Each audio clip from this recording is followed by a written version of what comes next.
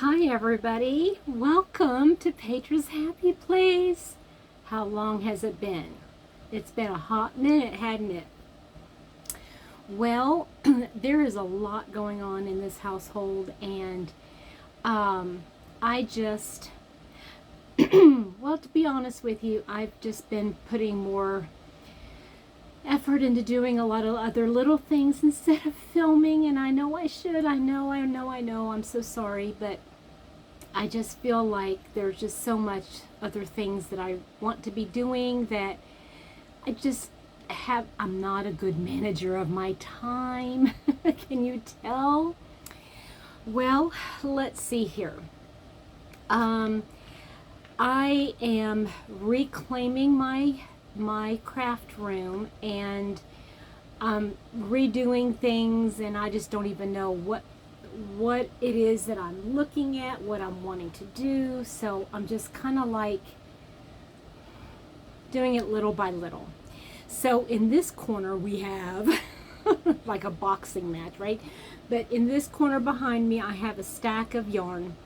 It's either in totes. If it's in totes, that means that I've actually got the yarn is in like individual Ziploc baggies or those organza bags, and they're separated by project. And so I've got 2 bins of projects that I want to work on. Then I've got 4 vacuum bags that have just yarn in it. Yarn that mostly, no, not mostly, it's all wool or wool blend kind of yarns. Yeah, they're just yarns that I have that I don't know if I want to get rid of them right now. And in the boxes are all of my craft and crochet, well, not craft, just all my crochet books right there. And I've got still a bunch of them on my shelf. I'm just trying to simplify. Yeah, my life is complicated, and the more I look around, I just realize that the more stuff I have, the more complicated it becomes. And if I were to just pare down and just keep the things that I really love, I mean, I'm looking at those plastic Rubbermaid drawers. I've got 3 sets of them, and I use 3 drawers. That's it. 3 drawers is all I use, and that's for my wearables. So I'm thinking about going ahead and making a place in my closet if I can. I'm trying to pare down all my closet stuff. I'm going through another phase in my weight journey, and I need to, I've gained just about all of what I lost, and it's depressing. I don't want to talk about it. I don't want to talk about it. It's just too painful. But I'm only going to keep the stuff that makes me happy and that fits me right now. And I'm going to limit that to just like a handful of things. And I'm just going to condense it into as small place as I can. And then I want to hang up my wearables. I know. A lot of people say, don't hang your wearables. You know, it'll stretch them out. It'll misshape them. And I'm like, well, you know what? They hang on my body. And if they can't withstand a little bit of hanging, then, oh well, what's the point? So, yeah, I think I'm going to do some hanging. And then I can get rid of those drawers and everything that's in them. Since I don't even know what's in them. I think one drawer has my bags, like, handbags that I've made, and those I'm going to put with the rest of my bags. No sense in keeping them separate. But my room is a hot mess, and I'm not even going to bother showing you because it's just all a mess. Excuse me. So, as far as what I've been up to, well, as some of you may know, because you received some mystery bags, I did go ahead and mail all the mystery bags out. I'm so thankful I got those out of the way. But now I just need to concentrate on like what needs to be done now, and then just work my way towards Christmas. And excuse me. Crocheting, I have done nothing for myself, and I'm feeling rather blah about that because the only crocheting I'm doing right now is for others, and I don't know as if those other people are going to really appreciate what it is I'm making them or the time I'm investing in it. And that kind of is troublesome. But let me show you what I have gotten done. So I completely finished the panels, and excuse me, I still have that nasty, yucky stuff in my throat from COVID. It came on before COVID, and it's just not going away. I don't know what it is. It feels like allergies, but it must be something other than allergies because, like I said, I've had it since COVID. So I finished the blanket I was making for my niece for her wedding. My air condition just went off. I hope it's going to be a little quieter now. I don't have to yell. So I finished it, and I want to show it to you, but I have not sewn in any of the ends. I already put the border on. I finished it. I just have to sew in the ends, and then I have to somehow get with somebody to figure out how I'm going to get it to her before her wedding. So I can't back up. Let me see here. Hold on a sec. Let me see if I can do anything here. Okay. So I'm going to show you basically just like a quarter of it. Okay, I'm just going to show you a quarter of it. You kind of get the picture.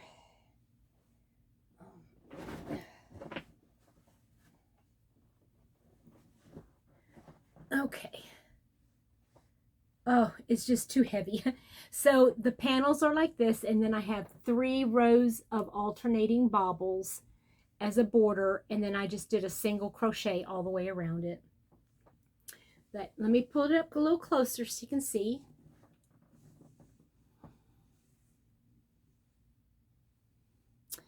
And I just whip stitched the panels together on the right side, and it kind of makes it look like another ridge, if you will. So it turned out really nice. I'm so pleased with it. I really love it. You know, blankets are like that sometimes, aren't they? You know, you're making them, it's like, oh, will this ever get done? I'm so tired of it. And then when you look back and you look at it and you go, wow, that's really cool. I am so proud of myself. This is one blanket that I'm very proud of myself for doing. Excuse me. So that is done. My niece's wedding is in a couple of weeks, 3 weeks to be exact. And so, yeah, that will go. No, it's not even 3 weeks, is it? Yeah, 3 weeks. So, yeah, I'm happy about that. It's a big weight off my shoulders, but it is going to take a good while for me to sew in all those ends. Now, one of the Christmas presents that I have been working on, and it really right now it's the only Christmas present that I have been working on, is for my coworker. Okay, crochet wise that I've been working on. I have a little over half of all of the squares done.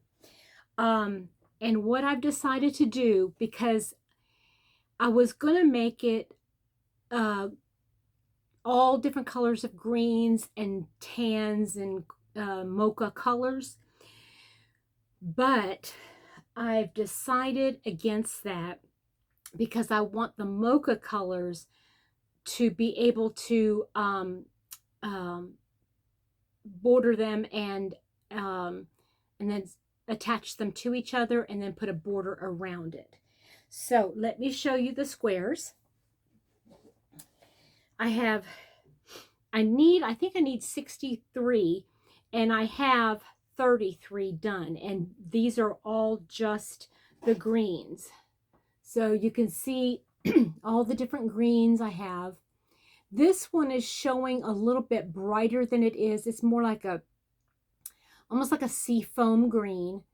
But then we have some sage greens and evergreens and Kelly greens, a lime green or pea green. There's just different colors of greens, and I've probably got at least 6 of each color. So here's more.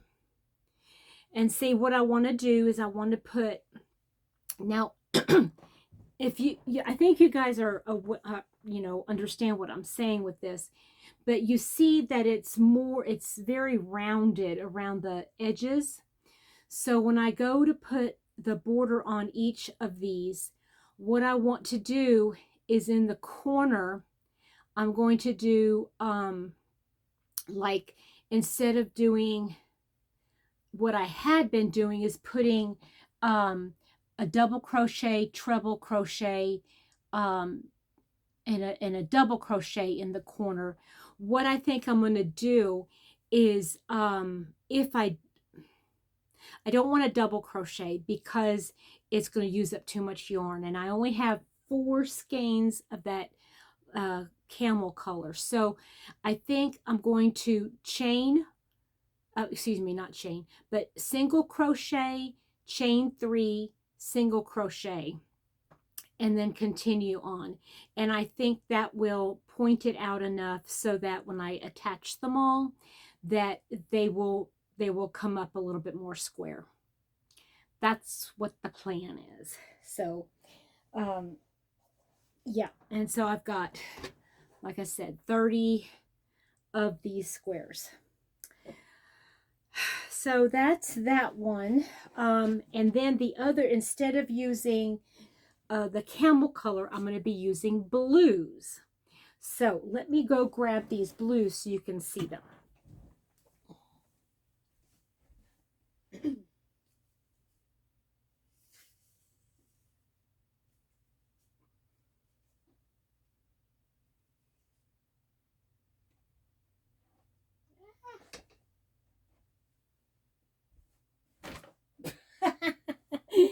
Oh, that was funny. Okay, so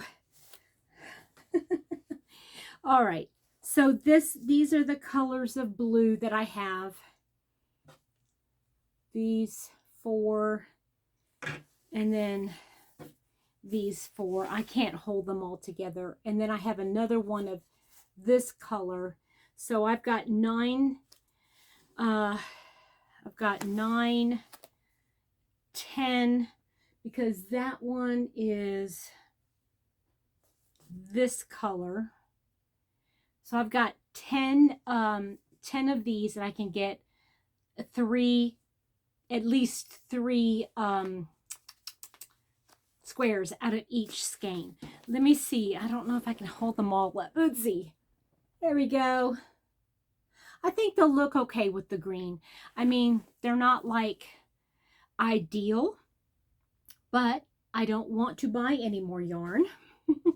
And I want to use this up, and I think it will be just fine. I don't think that my coworker Colin is going to care about the colors, but they're male colors, and I just think that he's going to appreciate that. So those are the only 2 crochet projects. I take that back. I have been working a little bit on a sweater for my mom, but I haven't been doing a whole lot on it at all. So basically, that's all the crochet stuff. Everything else, almost every single minute of my free time lately, I have been doing diamond painting. Guys, it's a dangerous, dangerous slope. I'm just telling you. Well, I'm having a problem. I'm going to show you all of my purchases. I wanted to start with one project and just finish that project and see how I liked it. Well, of course, just like yarn, one skein or a couple skeins is not going to be enough. Well, I will say that there's an issue, and this is an issue in the diamond painting community that it had never occurred to me. Now, it's similar to, patterns, making patterns or writing patterns. You wouldn't write a pattern that is exactly like somebody else's, and you wouldn't copy somebody else's pattern and say it's your own, right? I mean, so it's very different when it comes to art. Art is something that is, I don't know, it's just different. You could draw yourself a little picture, right? And that would be great. But there are some people who are artists, and they paint or they draw for a living, and it's their artwork. And they have canvases, they have prints that they sell, and it's a big deal. Well, there are companies out in the diamond painting world that honor those that have that artwork, and they have licensed artwork and they actually pay their artist a certain amount, a percentage or whatever it is, for their artwork. Well, because they do that, all of the canvases that they sell on their website, they're licensed, which means they're going to be more expensive for the consumer. So I'm going to give you an idea of like, because some of you might not know anything about diamond painting, and I'm sure I'm probably the last one to the party, so I'm probably like telling you something like, oh, Petra, really, this is old news. But it's just something that I'm thinking about, I'm concerned about. And I know that there are a couple YouTubers in diamond painting community that will not discuss any paintings on their channel that do not give credit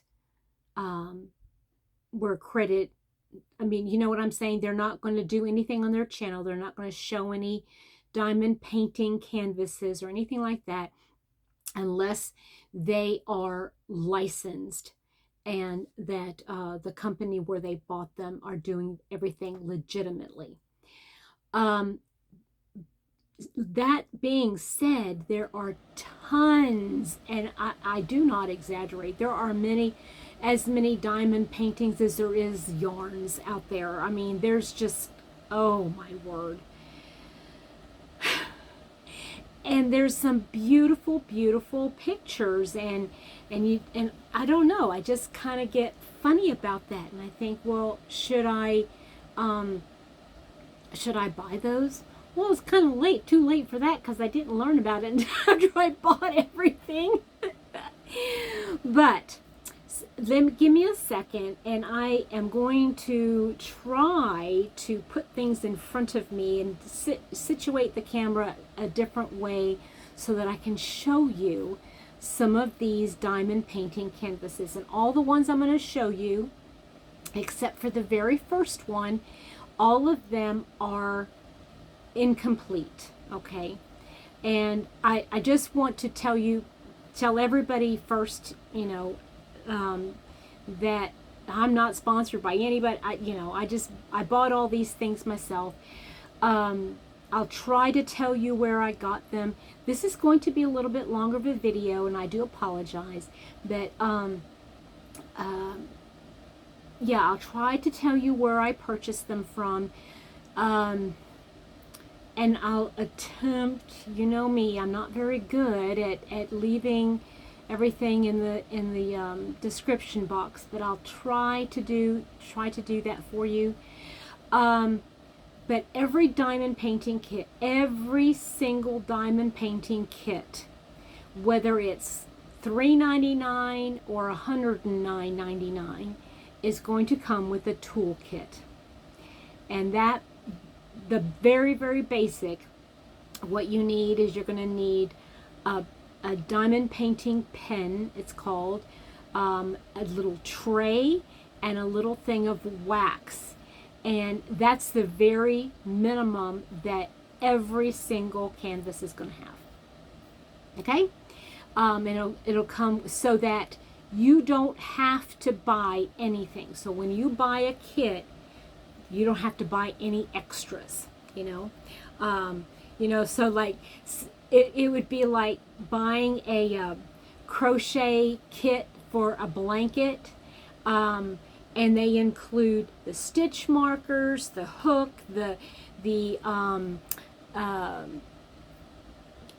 just a little pair of scissors, everything that you would need, the darning needle to complete that particular. It's kind of a nice thing, so that you don't have to go buy all those extras, because what happens if you try it and you don't really like doing it? You don't want to be stuck with all of the stuff that you just bought extra, right? Okay, so give me just a minute. I'm going to pause the video, grab everything, and then we're going to talk diamond painting.